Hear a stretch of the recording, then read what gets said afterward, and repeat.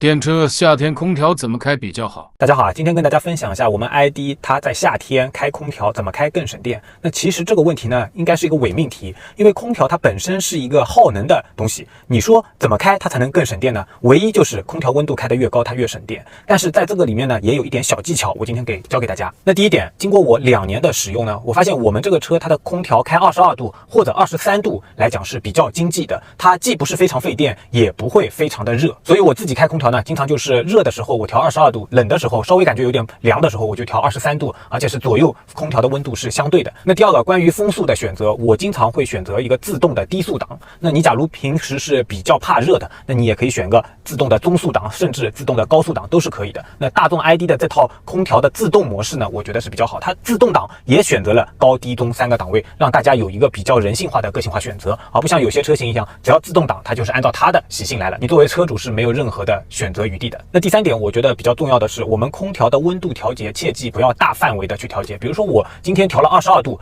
啊，感觉好热啊，车里面好热，我一下子把它调到一个多少呢？16度。这个时候啊，空调它的压缩机会非常迅速的给你去降温，但是同时带来的能耗是非常高的。所以建议，假如你车里面晒的温度晒得非常的热了的话，提前去预约开空调，来实现车内降温的一个效果。这样呢，相对来讲比你一下子降温来得更省电。那第二个，大功率的升高温度，什么意思呢？你在车里面22度吹得有点凉，我把它调26度。大家都说家里面空调26度最省电嘛，你把车空调也调26度啊。那我去年呢，其实也做过一个实测啊。当你空调的温度调到24度以上的时候，它车辆的 PTC 加热会工作。PTC 加热比起我们的空调的这个压缩机制冷，它的耗电量是更大的。为什么 PTC 加热会工作呢？因为电车是没有发动机预热的。当它的空调检测到你冷了，在调高温度的时候，它只能通过把 PTC 电热丝加热以后，把混进来的热量混到你的冷空气里面给你吹出来，让你感觉舒适一点。我觉得这一点其实是比较傻的一个设计啊。在夏天 PTC 就不应该让它工作，你直接混自然风就可以了嘛。所以在这里面，小伙伴们切记，调温度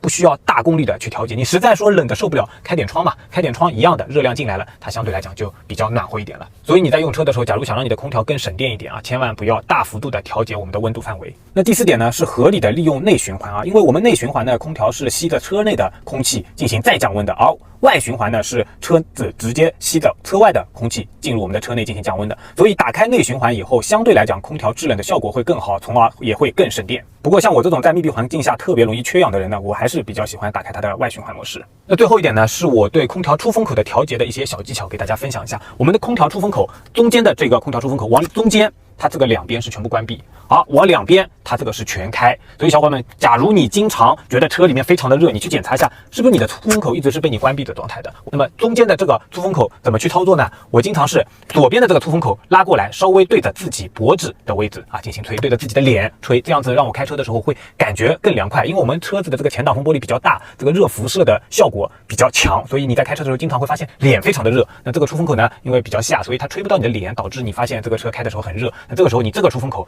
朝脸吹，你会感觉效果会更好一点。而这个出风口我其实一直把它调向副驾驶这一边，全开推向副驾驶，因为我副驾驶不坐人。那这个空调出风口调向副驾驶呢，它起到了一个降低车内温度的一个效果。在我在开车的时候对着自己吹比较冷的时候，我会手动的把这个出风口给关闭。那这个出风口对着副驾驶吹，我也感觉不到冷，这个时候车内的温度能够恒定的保持。那同样的，我副驾驶的这个出风口我一直是给它往右拨全开的状态，吹这个地方啊。而主驾驶这边的出风口呢，也是往左拨是全开，我会把这个出风口略微的往肚子这一边吹一点。那这个时候它这个风是对着我座椅吹的，特别适合你假如在开车的时候啊，屁股那边容易出汗，那这个吹着会比较舒服一点，让你的腿部比较降温。那以上几点呢，就是我对这辆车开空调如何节能的一些想法和使用小技巧啊。有需要的小伙伴可以点赞收藏，谢谢。